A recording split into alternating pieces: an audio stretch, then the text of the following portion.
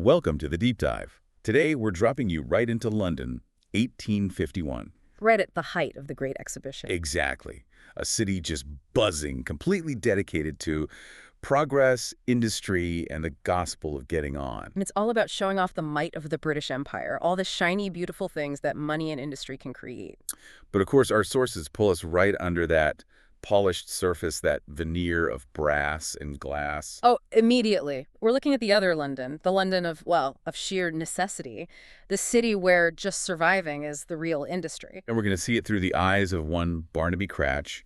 He's a young man just arrived from the provinces with basically nothing. Next to nothing. The sources listed out a battered portmanteau, 7 shillings and 4 pence, and an unfortunate tendency toward truthfulness. And that last part, that tendency toward truthfulness, his conscience, really, is what makes this whole deep dive so fascinating. It's the central conflict. Right.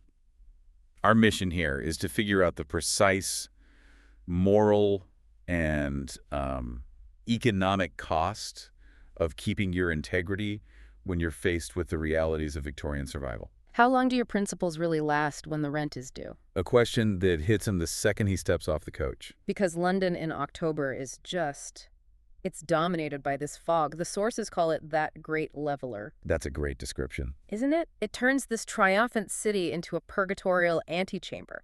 And he's already been warned by his uncle about the city being full of Sharpers and confidence men. and persons of no character whatsoever. It's a city that just fundamentally distrusts any kind of innocence. No room for it. So, to get his feet under him, he finds lodging at a Mrs. Pardew's respectable house in Clerkenwell. And the money clock starts ticking immediately. Instantly. 3 shillings a week for the room. Plus another shilling for breakfast. And the description of that house is so key to the atmosphere. It really is. It's respectable on the surface, but it has this peculiar compressed odor of boiled cabbage, lamp oil, carbolic soap. It's the smell of too many anxious lives packed into one small building. Exactly. Okay, so let's look at that first lifeline he grabs for the job interview. At Drummond and Catchpole Solicitors, Lincoln's Inn. And he meets the senior partner, Mr. Thaddeus Drummond, who's described as looking out from behind a mountain of papers like Currents in suet. perfect. And Drummond just lays out the cold, hard reality of the job. He's chillingly pragmatic about it. He asks about essential qualities, and he says literacy is essential, sobriety is preferable, and honesty is. Honesty is complicated. Complicated. That tells you everything you need to know about the firm. It's an immediate signal that this isn't about justice. It's about using the law as a kind of a mechanism to be managed. Or manipulated. And it's a warning that Barnaby is just too desperate, or maybe too naive, to really hear at that moment. So the job he takes is a copying clerk. Can you break down what that actually meant in 1851? I mean, it was just about the bottom rung of any kind of white-collar work. The pay was a miserable 12 shillings a week. And the hours. 9 to 6. Or, as the source says, later, if circumstances require it, he's in a tiny room, staring at a brick wall, just handwriting. Copying thousands of pages of these dense, probably deliberately confusing legal documents. It's mental drudgery combined with pure physical exhaustion. And when you do the math on that, 12 shillings income, but 4 of that is gone instantly for his room and breakfast. That leaves a terrifyingly small margin. Just 6 shillings. How is he supposed to live on that? He isn't, not really. The sources are clear. Those 6 shillings had to cover his coal, his clothes, laundry, everything else. It was, and I'm quoting here, barely adequate. Yeah. It was also the only offer he had. And that economic pressure, that becomes the main moral force in his life. So with that kind of pressure, how long does it take for the moral cost to start nagging at him? Almost no time at all. It happens while he's transcribing documents for something called the Pendleton case. He starts seeing all these legal euphemisms for what is clearly bribery and manipulation. Things like appropriate testimony and managing certain legal officials. He realizes the whole system, the fee structures, the language, it's all designed to obfuscate rather than clarify. It's a system built to benefit the people who can afford to navigate the confusion they created. Precisely. But his world isn't just that grim little office. He's also living with the other lodgers at Wilmot Square. And they're all fighting their own battles, aren't they? They are. You've got Mr. Grimsby, the Bible-quoting clerk. And Mr. Foley, the inventor, who's always behind on his rent. His great invention is a trouser presser that keeps catching fire. A definite design flaw. And then there's Charlotte Winslow. The governess between situations. She's the one who forms his sort of moral universe outside the firm. And she delivers that first really painful dose of London realism. She does. She's the one who tells him flat out, respectability and morality are not always the same thing. A lesson he's about to learn firsthand. Because she knows, in this city, sometimes you're forced to choose one over the other. Which sets the stage perfectly for what comes next. We've met the chaotic Mr. Drummond. Now we meet the junior partner. Mr. Jasper Catchpole, the real engine of the firm's corruption. And he's a complete contrast to Drummond. Oh, night and day. Catchpole's office is meticulous, ordered, cold. It's a reflection of his own systematic, efficient immorality. He doesn't do chaos. He does control. And he's the one who singles out Barnaby. Right. He sees something in him, not just skill, but his intelligence and, ironically, his idealism. He sees someone who could be molded. So he offers him a promotion and a huge pay rise. A huge one. Yeah. From 12 shillings to a whole pound a week and then up to 25 shillings. It's an enormous leap.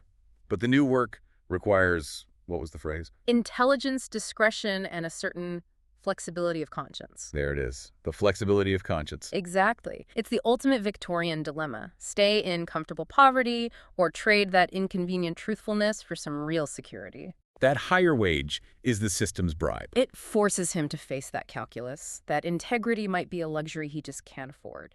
Did he try to rationalize it?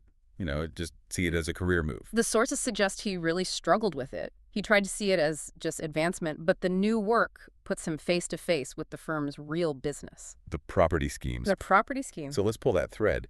His new job involves these discrete delivery runs, and that's how he uncovers this system of straw men.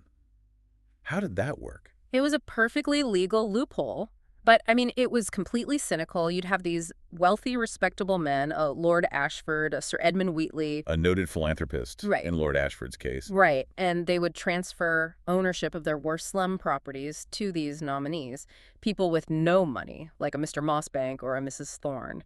And the sale price would be absurdly low. A few shillings for a property worth hundreds of pounds. It was a legal fiction. And the purpose of this fiction? To insulate the rich from all accountability. If a tenement collapses, if cholera sweeps through, which it did, the public blame falls on the penniless straw man. Meanwhile, Lord Ashford's reputation remains spotless. Untarnished. He can still collect the rent through back channels while giving speeches in Parliament about virtue. It is the absolute crystalline brutality of Victorian capitalism. And the systemic corruption is mirrored in the personal compromise that Charlotte, his fellow lodger, has been forced into. She confides in him, yeah.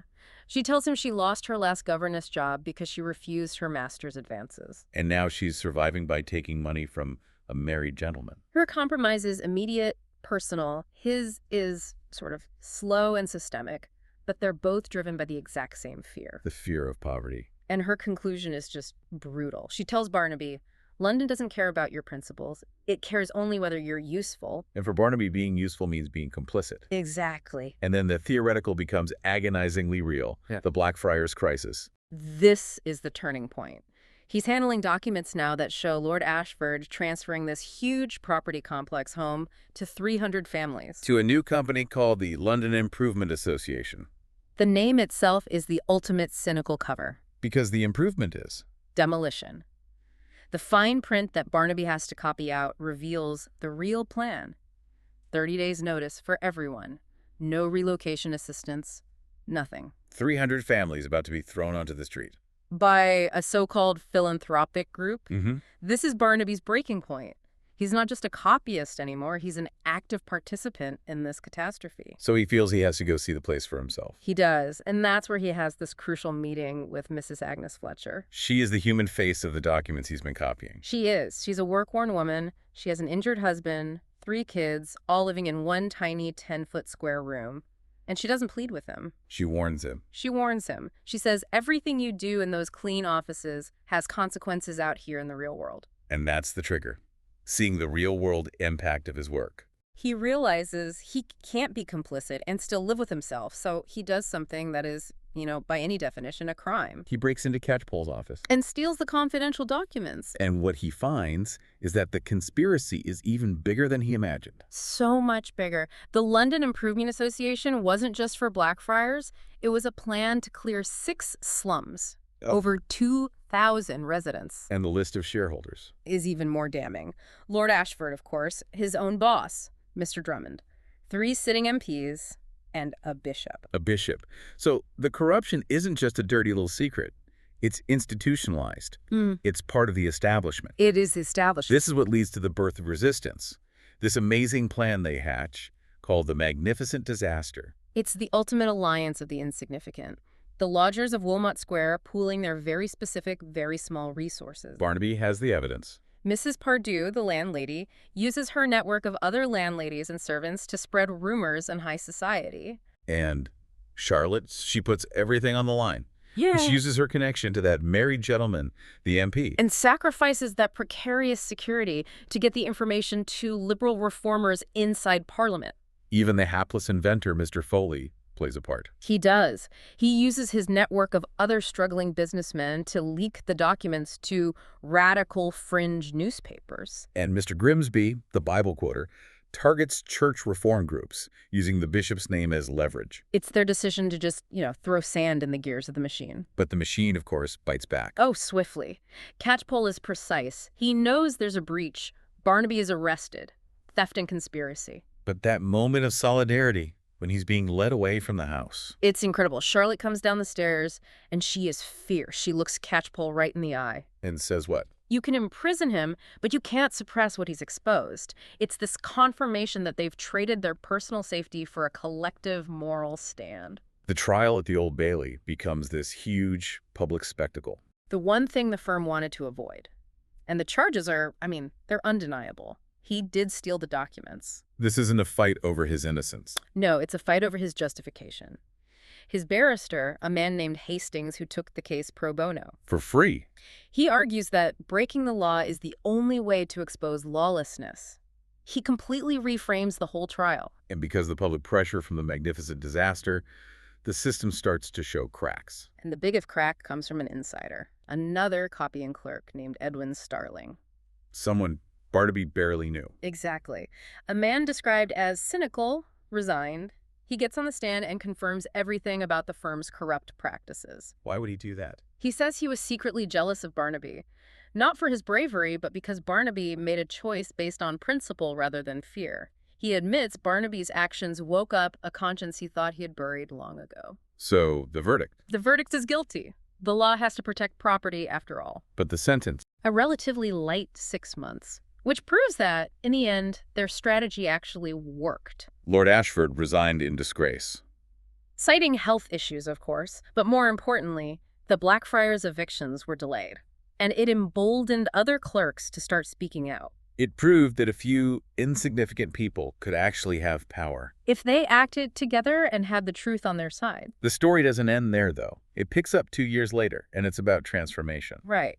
They've all found a new kind of economy. One based on integrity, not just respectability. So Barnaby becomes a writer, a journalist? He dedicates himself to exposing things like the abuses of the Factory Act. Charlotte is teaching at a ragged school, helping vulnerable children. And even Mr. Foley, the inventor. He finally succeeds. He invents a useful, cheap stove that he sells at cost. He trades profit for real utility. And Mrs. Pardue's boarding house becomes a center for this kind of progressive resistance. They did it. They successfully traded the shaky financial security of respectability for the profound moral security of integrity. Which brings us to the final insight. From a letter Barnaby writes to his uncle. He talks about the danger of complicity that compounds over time. He writes, "Each small accommodation to evil makes the next one easier." Until one day you realize you are building the very walls that imprison others.